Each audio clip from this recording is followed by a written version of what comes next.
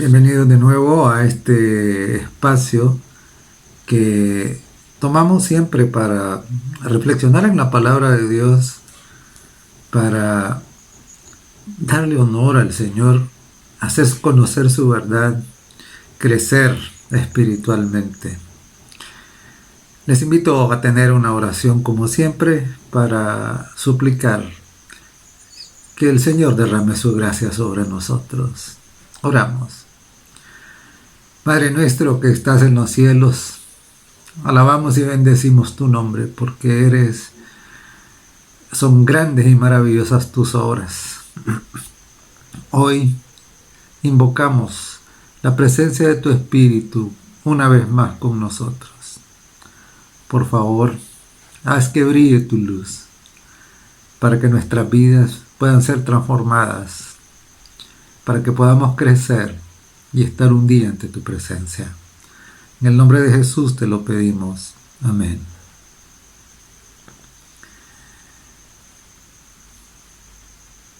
Hay una idea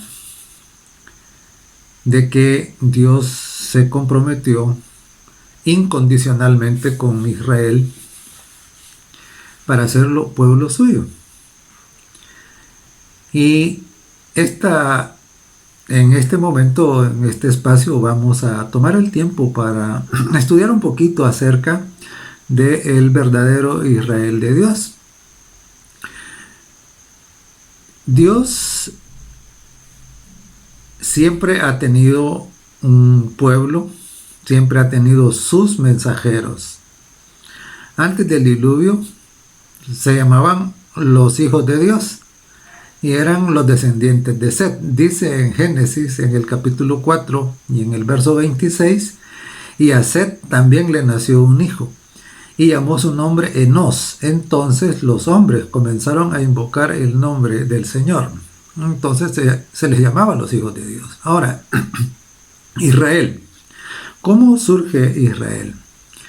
Israel era un clan constituido por los descendientes de los hijos de Jacob, que por causa de la hambruna migraron a Egipto cuando José era el gobernador. Este relato lo encontramos en Génesis, en el capítulo 46, los versos 5 y 6. Pero hasta ahí era precisamente un clan, las familias que dependían de Jacob como patriarca, pero no eran una nación todavía. Israel surge como nación cuando Dios le libra de la esclavitud en la que vivían en Egipto. Y entonces, desde la salida de Egipto y durante el éxodo es que Israel se consolida como nación. Es entonces cuando Dios les entrega precisamente una legislación específica que abarcaría todos los aspectos de la vida no solo religiosa, pero aspectos de salud, los aspectos civiles, etc., ¿no? Entonces, es ahí donde surge la nación de Israel, con la liberación de los hebreos que estaban esclavos en Egipto. En el tiempo del diluvio, los mensajeros fueron precisamente Noé y su familia. Y claro, después del tiempo del diluvio, entonces es que se consolida Israel, como ya mencioné antes, y Israel recibe precisamente en una encomienda. O sea, ¿para qué escogió Dios a Israel? ¿Para qué lo escogió? Esto es importantísimo de entender, porque cuando nosotros entendemos para qué lo escogió, entonces podemos mirar si Israel, él es Israel según la carne, según la sangre, permanece como pueblo escogido o no. En Romanos, en el capítulo 9 y en los versos 3 al 7, el apóstol Pablo nos abre un poco el entendimiento para mirar cuál fue la razón de ser por la que Dios escoge a Israel. Es decir, Dios no hace las cosas por capricho, simplemente porque se le ocurre. No. Dios siempre tiene razones. A veces nosotros no las entendemos, pero Dios siempre tiene razones por las que hace las cosas.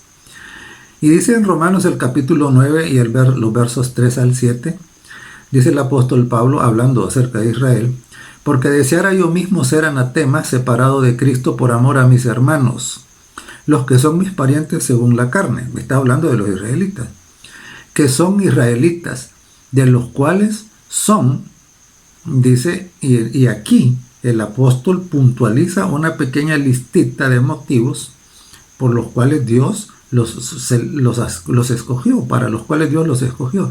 Dice, de los cuales son la adopción, la gloria, el pacto, la promulgación de la ley, el culto y las promesas, de quienes son los patriarcas, de los cuales según la carne vino Cristo, el cual es Dios sobre todas las cosas, bendito por los siglos. Amén. A menudo se ha creído que toda esta listita de cosas acá, la adopción, la gloria, el pacto, la ley, el culto y las promesas, era exclusivamente para Israel. Eso no es así. No. Dios escogió a Israel como escogió a los hijos de Set, como escogió a Noé, para que fueran sus mensajeros. Y todas estas cosas que dicen acá, se las dio a Israel como un depósito, como una encomienda. ¿Recibieron todo eso para qué? Lo recibieron, por supuesto, para que fuera una bendición para ellos, pero no solamente para ellos, sino que recibieron todo eso para compartirlo con el mundo, con todas las naciones, según lo que Dios le indicó a Abraham. En Génesis, el capítulo 22 y el verso 18, dice el Señor le dice a Abraham: en tu simiente serán benditas todas las naciones de la tierra por cuanto obedeciste mi voz. Es decir, el propósito de Dios en su amor, proveer todas estas cosas, la gloria, el pacto, la ley, las promesas, el Mesías mismo, no era solamente para Israel, sino para bendecir a todas las naciones de la tierra. Eso es lo que dice la palabra, ¿no? Entonces, y claro, nosotros lo vemos pues que esto es coherente, es consecuente con lo que dice los evangelios y lo que dice toda la Biblia, ¿no?, acerca de las intenciones divinas. En San Juan, el capítulo 3 y el verso 16, que es ese verso tan conocido, dice: porque de tal manera amó Dios, y note que no dice porque de tal manera amó Dios a Israel, sino que dice porque de tal manera amó Dios al mundo, que ha dado a su Hijo unigénito, para que todo aquel que en él crea no se pierda, mas tenga vida eterna. No dice para que el judío, para que el israelita, para que el hebreo tenga vida eterna, no dice así, sino dice para que todo aquel que en él crea, no importa de qué nación es. Entonces la primera cosa que debemos entender es: Israel no fue escogido porque fuera el mejor pueblo. Israel no fue escogido de manera caprichosa para bendecirlo a pesar de lo que pudiera ser. Israel fue escogido para cumplir una misión. Y esa misión es que esto que Dios le había dado, la gloria, las promesas, el pacto, la ley, el Mesías mismo, que vendría de Israel según la carne, entonces todo eso no era solamente para ellos, era para que ellos fueran el medio por el cual esto habría de llegar al resto de las naciones de la tierra, ¿no? Entonces ese es el propósito, es decir, estos deberían ser instrumentos de Dios. Siempre fue el plan y siempre sigue siendo el plan de Dios, que su pueblo escogido sea una bendición para los demás pueblos. Precisamente de eso hablaba Jesús cuando dijo: vosotros sois la luz del mundo. O O sea, era para iluminar al mundo. Ahora bien, ¿qué pasó con el Israel, Israel según la carne que Dios había escogido? ¿Qué pasó con él? ¿Cumplió la misión para la cual Dios le había llamado? ¿Sí o no? En Mateo, en el capítulo 21 y en el verso 19, tenemos acá una actuación de Jesús que es como una parábola actuada, ¿no? En Mateo 21, 19 dice así, dice, y viendo una higuera cerca del camino, vino a ella, y no halló nada en ella, sino hojas solamente. Y le dijo, nunca jamás nazca de ti fruto. Y luego se secó la higuera. Pues sucede de que esa higuera precisamente representaba a Israel. Y esa higuera tenía hojas cuando no debería tenerlas. No era tiempo todavía, ¿verdad? Pero tenía hojas, abundantes hojas. Y sucede de que la abundancia de hojas prometía frutos. ¿Qué representaba la higuera? Por supuesto, la higuera representaba a Israel. Y la abundancia de hojas representaba su religiosidad. Sin embargo, esa religiosidad era vana. Por eso es que no dio los frutos que el Señor esperaba. Y como resultado, vea usted lo que dijo Jesús acerca de la higuera. Dijo, nunca jamás nazca de ti fruto. Y luego, ¿qué pasó con la higuera? La higuera se secó. Es decir, no hubo más higuera porque falló en el cumplimiento de la misión. No cumplió la misión. Y peor aún, porque no solamente no cumplió la misión, sino que además de eso hizo otras cosas que claro, cuando las miramos, vemos que fueron cosas terribles. En Mateo, en el capítulo 21 y en los versos 33 al 36, está escrito así, dice, oíd otra parábola. Hubo un hombre, padre de familia, el cual plantó una viña, la cercó de vallado, cavó en ella un lagar, edificó una torre y la arrendó a unos labradores y se fue lejos. Y cuando se acercó el tiempo de los frutos, envió sus siervos a los labradores para que recibiesen sus frutos. Mas los labradores, tomando a los siervos, a uno golpearon, a otro mataron y a otro apedrearon. Envió de nuevo otros siervos, más que los primeros, e hicieron con ellos de la misma manera. ¿Qué era la viña? La viña era precisamente que la viña era Israel, ¿no? Y vino para recibir los frutos, es decir, a pedirle cuentas para la misión que los había encomendado. Sin embargo, cuando envió a los siervos, ¿y quiénes eran estos siervos? Eran los profetas. Y entonces dice que cuando vinieron los siervos, ¿qué hicieron? Es increíble, porque prácticamente no tenemos registro de que haya habido un profeta verdadero, un profeta de Dios, que haya sido apreciado en Israel.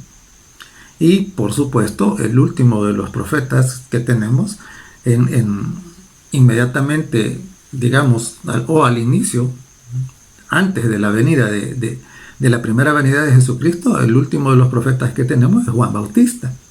Y vea usted la suerte de Juan Bautista, ¿no? Es exactamente lo que Jesús estaba contando en la parábola, ¿verdad? De que todos aquellos siervos que el dueño enviaba para recibir los frutos, entonces simple y sencillamente fueron maltratados, fueron martirizados en muchos casos. Entonces, pero es triste porque la parábola no termina ahí, la parábola sigue. Y no solamente la parábola nos cuenta, nos hace ver el rechazo a los profetas enviados por Dios, sino también el rechazo al Hijo mismo de Dios, al Santo Mesías prometido. Dice siempre Mateo 21, los versos 37 al 39.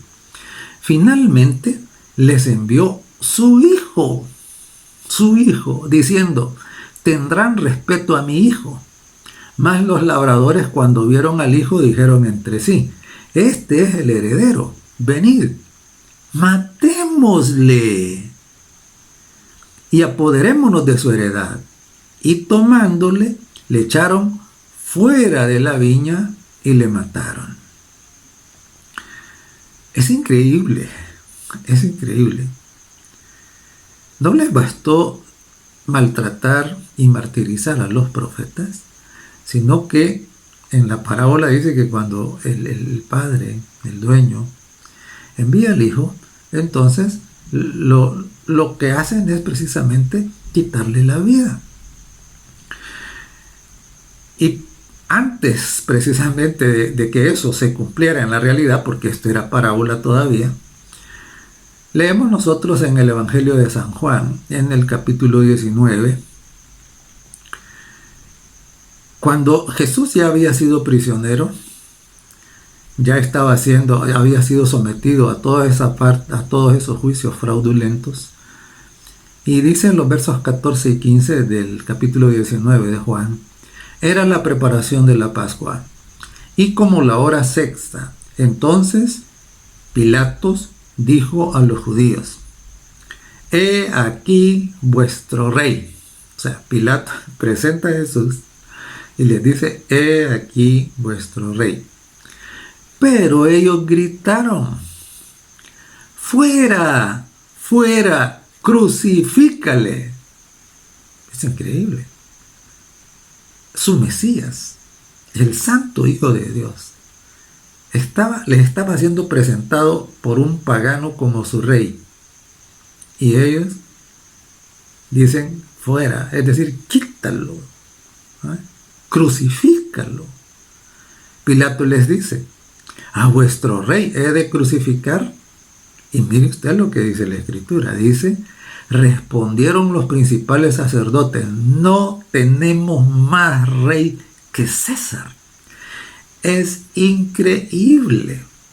La nación escogida originalmente por Dios para darle el privilegio del cumplimiento de la misión, rechaza a Dios, rechaza a sus mensajeros y niega que Dios sea su rey.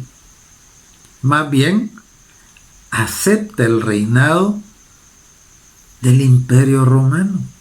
Dice: no tenemos más rey que César. Entonces, claro, aquí tenemos entonces una cosa que debemos entender. ¿Rechazó Dios a Israel o rechazó Israel a Dios? Claramente es esto último. Y precisamente en este asunto del pacto, ¿quién falló en el pacto? Quien falló en el pacto fue el pueblo, no fue Dios. Por eso Dios no lo cambia, sino que cambia con quien hace el pacto. Entonces el nuevo pacto ya no es con ellos, es con otra gente, ¿verdad? Y claro, precisamente porque ellos no cumplieron la misión, se volvieron orgullosos, se encerraron en sí mismos, despreciaron a las demás naciones, despreciaron a Dios y despreciaron a sus mensajeros. Entonces, claro, al final negaron que el Mesías fuera su rey y eligieron a un rey pagano como su rey. Entonces, claro, eso, la consecuencia lógica y natural a esa actitud la encontramos en Mateo 23, el verso 38. Jesús con tristeza les dijo: he aquí vuestra casa os es dejada desierta. ¿Qué era lo que estaba diciendo? Estaba diciendo: muy bien, siendo de que ustedes han rechazado el gobierno divino, han rechazado la autoridad divina y ustedes han optado por una autoridad humana, entonces su templo no tendrá más la presencia divina. Y eso es lo que significa: vuestra casa os es dejada desierta. Es decir, Dios no volvería a estar en ese templo. Y claro, en Mateo 27, en los versos 50 y 51, dice, mas Jesús, ya cuando Jesús estaba en la cruz precisamente, y estaba a punto de morir, dice, mas Jesús, habiendo otra vez clamado a gran voz, entregó el Espíritu. Y he aquí, el velo del templo se rasgó en dos, de arriba a abajo, y la tierra tembló y las rocas se partieron. Precisamente esa rotura del velo lo que significaba es que no más esto sería un lugar sagrado, nunca más. Dios no volvería a habitar ahí. La casa había quedado desierta. Así es de que esto es una cosa que debemos entender. Israel, según la carne, rechazó ser el pueblo de Dios, rechazó cumplir la misión por la que Dios los había levantado. Rechazó tener ese privilegio. Rechazó ser una bendición para todas las naciones, que era lo que se le había dicho a Abraham. Entonces, claro, en ese momento dejaron de ser el Israel literal, el Israel carnal, el Israel de sangre, dejó de ser el pueblo escogido de Dios. Y entonces, claro, nosotros podemos mirar a partir de entonces que hay israelitas, a partir de entonces hay israelitas verdaderos y falsos. En Romanos, en el capítulo 9 y en los versos 6 y 7, nosotros encontramos la expresión de Pablo cuando dice en Romanos 9, 6 y 7, no que la palabra de Dios haya fallado, porque no todos los que descienden de Israel, porque no todos los que descienden de Israel son israelitas, ni por ser descendientes de Abraham son todos hijos, sino en Isaac te será llamada descendencia, que era el hijo de la promesa. Ahora, note lo siguiente, note.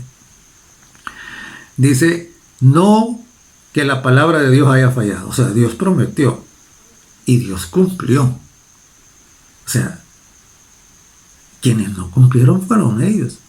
Dice, porque no todos los que descienden de Israel son israelitas. Ahora, en este momento, no todos los que descienden de Israel son israelitas.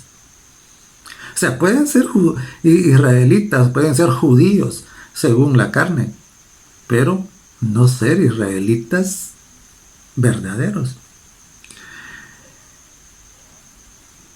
Y dice en el Evangelio, en Apocalipsis, precisamente, antes quiero comentar lo que dice el Evangelio de Juan en el capítulo 1 y en el verso 47. Fíjense que es bien interesante. ¿Por qué? Porque dice que no todos los que descienden de Israel son israelitas. Y eso lo miramos en San Juan, en el 1.47, cuando dice que cuando Jesús vio a Natanael que se le acercaba, dijo de él, he aquí un verdadero israelita en el cual no hay engaño.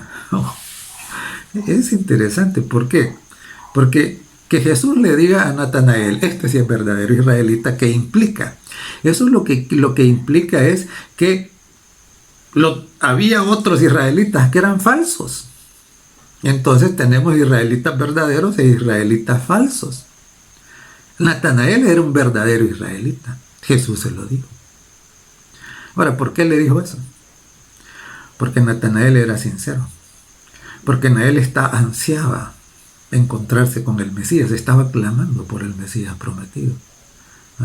Y entonces, claro, por eso Jesús le dice, este es un verdadero israelita. Entonces, quiero insistir en esto. Si hay verdaderos israelitas, quiere decir que también hay falsos israelitas. Y esto nos es confirmado en Apocalipsis en el capítulo 3 y en el verso 9. Dice, He aquí yo entrego de la sinagoga de Satanás a los que dicen ser judíos y no lo son, sino que mienten. O sea, alguien puede decir que es judío, alguien puede tener genética que pueda venir desde Abraham, etcétera, ¿no? Puede ser. Pero acá dice que dicen, hay algunos dice que dicen ser judíos y no lo son, sino que mienten, dice. Y en Apocalipsis, en el capítulo 2 y en el verso 9, dice también: yo conozco tus obras y tu tribulación y tu pobreza, pero tú eres rico. Y la blasfemia de los que dicen ser judíos y no lo son, sino dice sinagoga de Satanás. Entonces, ¿hasta dónde vamos? ¿Qué hemos aprendido?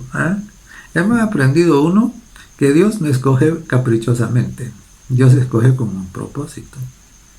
Dios siempre ha tenido un grupo al que le ha encomendado una misión específica y particular, que es dar a conocer el Evangelio eterno al mundo, a todas las naciones.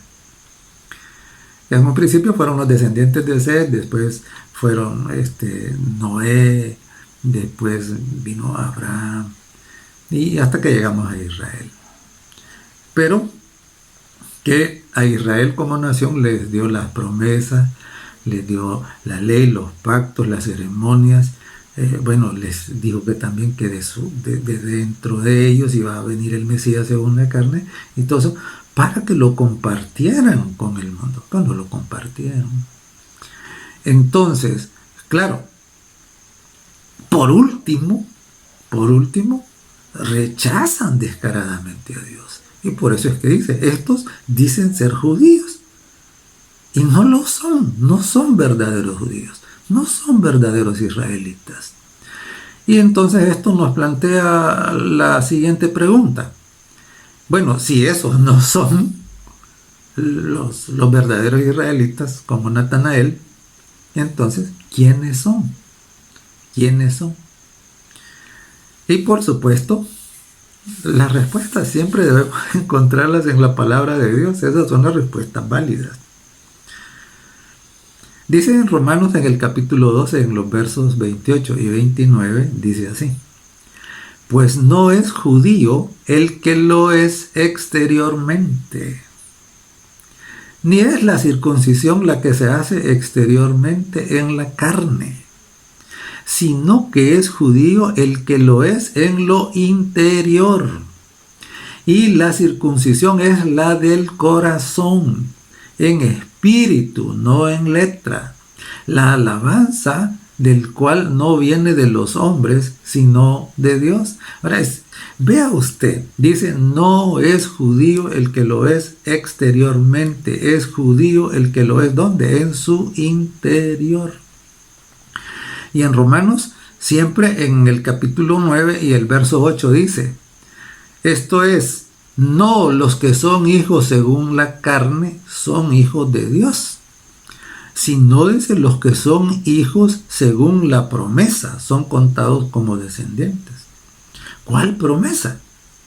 La promesa que se le hizo a Abraham. En ti serán benditas todas las naciones, en tu simiente le dijo, serán benditas todas las naciones de la tierra. Esa era la promesa. ¿Y quién era la simiente?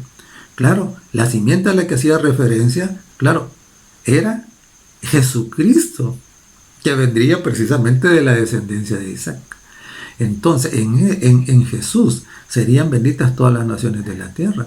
Así es de que, dice Romanos 9:8, no los que son hijos según la carne son hijos de Dios. En otras palabras, alguien puede venir de esa misma sangre, de esa raza, de esa genética, pero si rechaza a Jesús, entonces no es un hijo de Dios.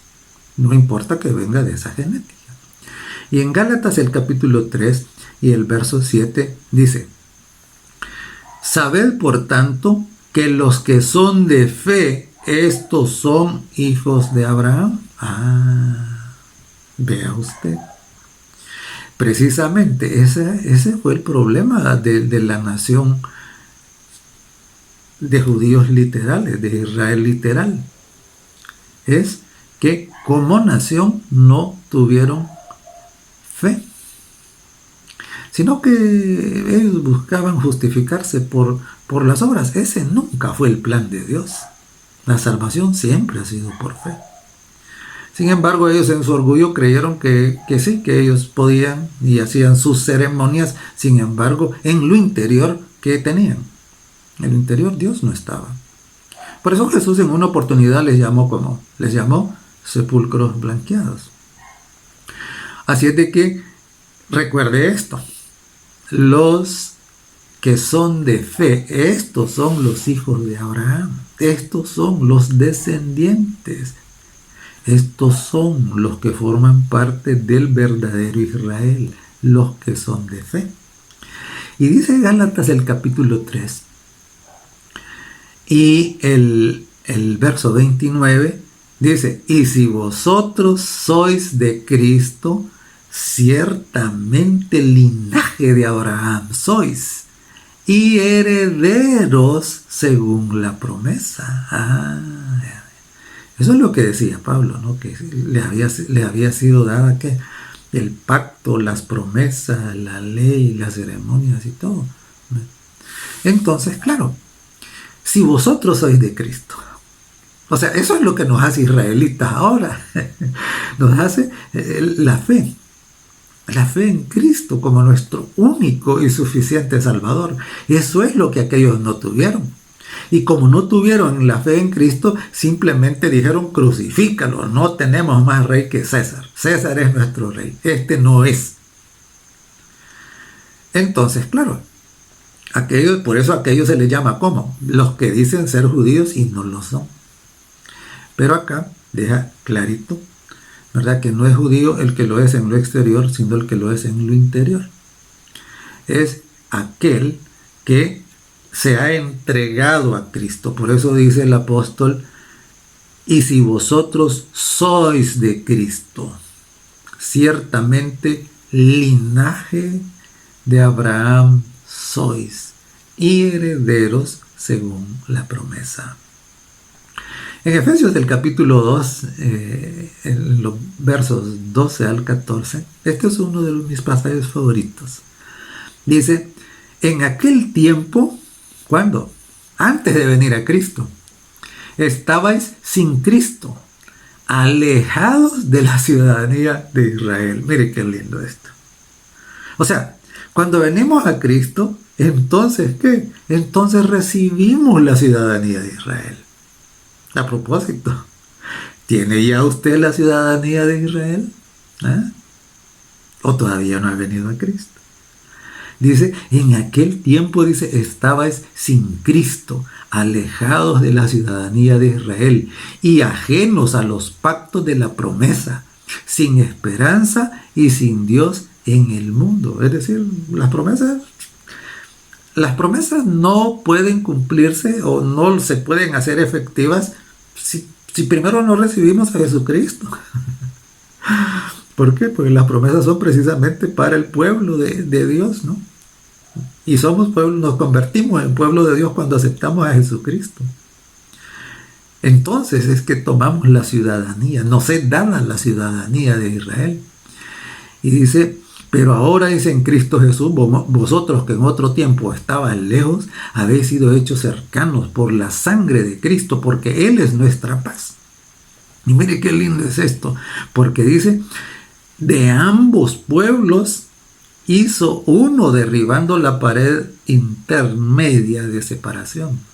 Ahora, ¿qué es lo que todo esto significa? Mire, en el pasado los judíos, según la carne, habían llegado a despreciar tanto a los que no eran judíos que consideraban que ellos eran perros, los consideraban inmundos. Por eso el Señor tuvo que darle una visión a Pedro para enseñarle de que no llamara común o inmundo a ningún hombre. Eso está en Hechos, en el capítulo 10. Entonces, claro, los despreciaban. O sea, habían creado una pared y en el templo, por ejemplo, había ciertos espacios en donde un gentil no podía entrar. Si entraba, lo mataban, así de simple y así de cruel. O sea, la discriminación era espantosa, ¿verdad? Sin embargo, dice el apóstol Pablo de que ahora cuando al recibir a Cristo, no importa de qué etnia venga, qué sangre tenga, usted puede ser judío, puede ser no judío, puede ser lo que sea, pero si acepta a Cristo, entonces dice que ya somos un solo pueblo. Derribó la pared, la diferencia, la discriminación que antes existía, eso desaparece. ¿Por qué? Porque recibir a Cristo nos hace un solo pueblo, el Israel espiritual. De ambos pueblos hizo uno, derribando la pared intermedia de separación, esa pared del prejuicio que había. Y en Romanos 2, el capítulo 2 y los versos 6 al 11 dice: el cual pagará cada uno conforme a sus obras, vida eterna a los que perseverando en bien hacer buscan gloria y honra e inmortalidad. Pero ira y enojo a los que son contenciosos y no obedecen a la verdad, sino que obedecen a la injusticia. Tribulación y angustias sobre todo ser humano que hace lo malo. El judío primeramente y también al griego. ¿Qué es lo que está diciendo Pablo aquí? No hay privilegios aquí. Dice, va a recompensar al que reciba la justicia de Cristo y le va a pedir cuentas al que la rechace, al que haga lo malo. Dice al judío primeramente y también al griego, pero gloria y honra y paz a todo el que hace lo bueno, al judío primeramente y también al griego. Porque, oiga esto, dice, porque no hay acepción de personas para con Dios. Mire, qué hermoso es esto. Es decir, Dios no discrimina. Dios no tiene niños mimados a los que les consiente todo. No, Dios es justo. Precisamente esa es una de las características de Dios, es su justicia. Y entonces Él dice, no, dice, si el amor de Dios es para todos, para los judíos y para los gentiles, eso ya no hace ninguna diferencia, ¿verdad? Entonces, ahora, el nuevo Israel, entonces todos estos que han aceptado, está formado por todos estos que han aceptado a Jesucristo, todos estos que han recibido la ciudadanía de Israel. Por eso es que es el nuevo Israel, ¿verdad? Porque como dice en Filipenses, si vosotros sois de Cristo, ciertamente el linaje de Abraham sois. Perdón, y dice antes, estaba en Filipenses, dice antes, estabas alejado de Cristo, dice. Pero cuando viniste a Cristo, entonces, ahora soy de Cristo. Y has recibido la ciudadanía de Israel, claro.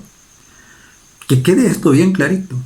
Usted se vuelve israelita espiritualmente cuando acepta al Señor Jesucristo como Rey y Señor de su vida. Ahí se convierte usted en israelita. Y entonces, claro, ya vimos que dice que Dios no hace acepción de personas. No hay. Ahora bien, entonces, Israel no cumplió la misión, el Israel según la carne no cumplió la misión porque Dios lo había levantado. Además de eso vimos que rechazó a los profetas y rechazó al mismo Mesías, al santo Mesías enviado para su redención, a morir por ellos. Bueno, conspiraron para que él fuera ejecutado y lo rechazaron, lo despreciaron. Entonces ahora, pero dijimos desde el inicio que Dios siempre ha tenido un grupo de mensajeros para que cumplan la misión de que la bendición del evangelio le llegue a todo el mundo. Entonces, ¿quién entonces va a ser responsable del cumplimiento de esa misión ahora? ¿Quién? Bueno, si los israelitas carnales no la cumplieron, entonces esa es una misión que el Señor Jesucristo encomienda a los israelitas espirituales. Los israelitas espirituales, todos aquellos que han entregado su vida a Jesucristo, los que son de Cristo, pues. Y por eso en Mateo, en el capítulo 28 y en los versos 19 y 20, el Señor Jesucristo lo dijo así: Por tanto, id y haced discípulos a todas las naciones. Oiga bien, a todas las naciones, bautizándolos en el nombre del Padre y del Hijo y del Espíritu Santo, enseñándoles que guarden todas las cosas que os he mandado. Y aquí yo estoy con vosotros todos los días hasta el fin del mundo. Esta era la misión que debía cumplir aquel Israel. Pero como aquel no la cumplió, ahora el Señor Jesucristo se la está asignando al nuevo Israel. El nuevo Israel está constituido por los cristianos sinceros que han aceptado a Jesucristo como Rey y Señor de su vida, los que han nacido de nuevo, que han entrado en una relación de pacto con Él. Y de esa manera, los que son de fe, la iglesia, entonces, la iglesia verdadera, la iglesia cristiana verdadera, entonces se convierte en el nuevo Israel, en el Israel espiritual. Y entonces por eso Jesús ya estaba a punto de irse y entonces le dice, muy bien, ahorita ustedes son el Israel nuevo, el Israel espiritual, entonces ahora es a ustedes que les toca el cumplimiento de la misión. Así que nos toca a nosotros, ¿verdad? Y en Juan, el capítulo, me llama la atención porque en Juan, en el capítulo 19, en los versos 19 al 21, cuando habían crucificado a Jesús, dice que Pilatos escribió también un título que puso sobre la cruz, el cual decía, Jesús Nazareno, Rey de los judíos. Y muchos de los judíos, dice, leyeron este título, porque el lugar donde Jesús fue crucificado estaba cerca de la ciudad. Y el título, dice, estaba escrito en hebreo, en griego y en latín. Dijeron a Pilato los principales sacerdotes de los judíos, oiga, estos son los israelitas según la carne, ¿no? Fueron y le dijeron a Pilato, no escribas Rey de los judíos. No, ellos dijeron, este no es nuestro rey, no escribas eso. Y sino el que dijo Rey de los judíos. Entonces, ahora, note lo siguiente. El que no acepta como su rey a Jesucristo, aunque tenga sangre judía, ese no es un verdadero israelita. Ese es de los que Apocalipsis habla, que dicen ser judíos y no lo son. Precisamente Jesús es el rey de los judíos. Si Jesús es su rey, si usted lo ha aceptado como su rey, entonces usted es un judío espiritual, un israelita espiritual. Si Jesús es su rey. Ahora, si usted tiene otro rey, entonces usted no pertenece al Israel de Dios, ¿verdad? Y en Apocalipsis, el capítulo 7, y en el verso 4, dice, y oí el número de los sellados, 144,000 sellados de todas las tribus de los hijos de Israel. Apocalipsis habla de los 144,000 sellados. Los 144,000 sellados son la última generación que estará sobre la tierra. Es cuando Jesucristo venga por segunda vez. Los que van a estar vivos. En Apocalipsis los números son simbólicos. De hecho, todo el libro de Apocalipsis está escrito en símbolos y figuras. Y entonces dice acá que los 144,000 son los que reciben el sello y que son, dice, de todas las tribus de los hijos de Israel. Ahora pregunto, ¿de cuáles tribus? ¿De cuál Israel? ¿Las tribus del falso Israel o las tribus del verdadero Israel? ¿Cuáles eran estos? Ciertamente, recuerden la parábola de la higuera. La higuera se secó y Jesús dijo, no van a volver a comer, nadie va a comer de ustedes, ¿verdad?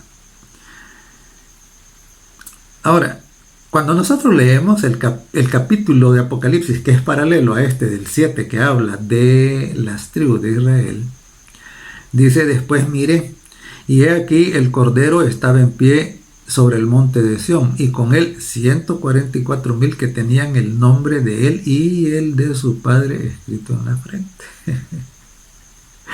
O sea, las tribus de Israel de las que habla Apocalipsis no pueden ser esas tribus del Israel carnal. ¿Por qué razón? Porque estas tribus de las que habla acá dice que tienen escrito el nombre del Cordero en su frente. ¿Eso qué quiere decir? Quiere decir que Jesucristo es su rey, que Él es el que los gobierna. Y aquellos dijeron que no, que Jesús no era su rey. Así que no pueden ser aquellas tribus, sino que son las tribus del Israel simbólico. En Apocalipsis encontramos dos ciudades que son rivales: la ciudad de Babilonia y Jerusalén o Sión. Son las ciudades rivales. Ahora, Apocalipsis, no olvide, Apocalipsis es un libro escrito en símbolos y figuras, ¿no? Y Babilonia, pues se menciona que es una de las ciudades, la ciudad apóstata. Babilonia, la Babilonia literal ya no existe. Eso ya no existe, fue destruida y había una profecía que decía que nunca, jamás iba a ser reconstruida. Y eso se ha cumplido hasta el día de hoy. Babilonia ya no existe. Babilonia es un símbolo que representa a las religiones apóstatas. Eso es Babilonia en Apocalipsis. Y entonces, claro, si Babilonia es simbólica, entonces la ciudad rival también tiene que ser simbólica. Es decir, que el Israel, Sión, Jerusalén, en Apocalipsis, todo eso es simbólico.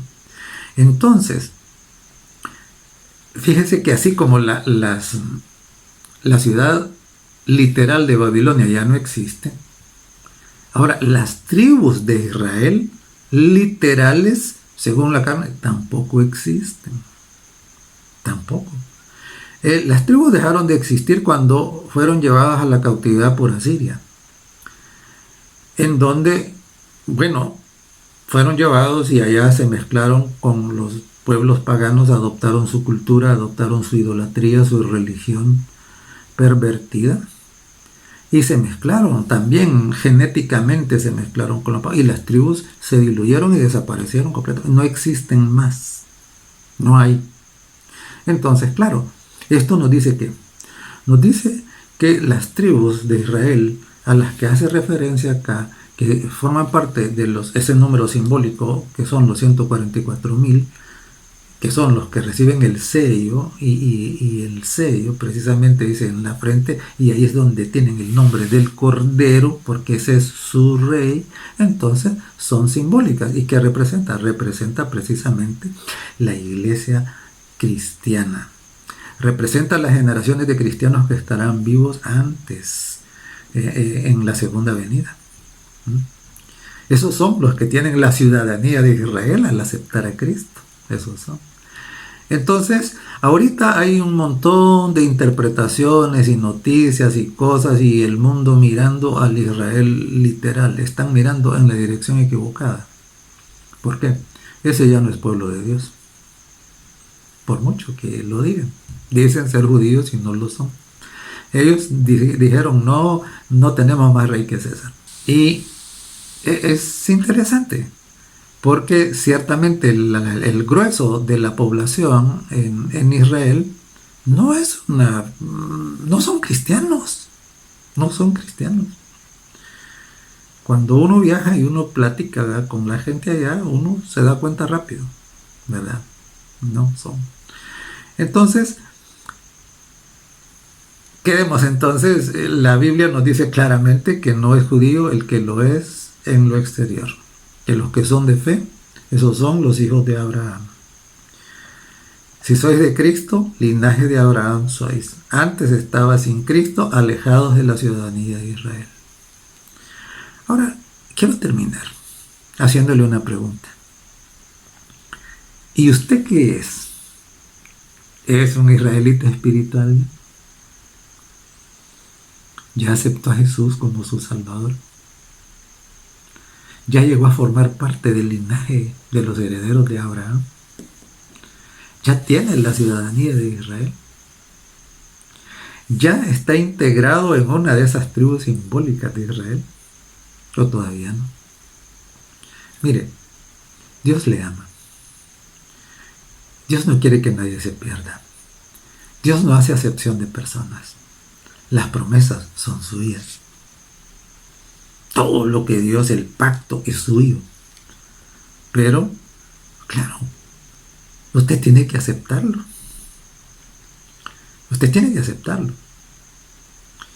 De lo contrario, aunque Dios quiera, simple y sencillamente, usted podría correr la misma suerte de ese Israel carnal. La invitación entonces hoy es esa. Es a que si usted no ha hecho esa decisión, es que es la decisión más importante de su vida, de aceptar a Jesucristo como Señor y Salvador de su vida, como Rey, que la haga antes de que sea demasiado tarde.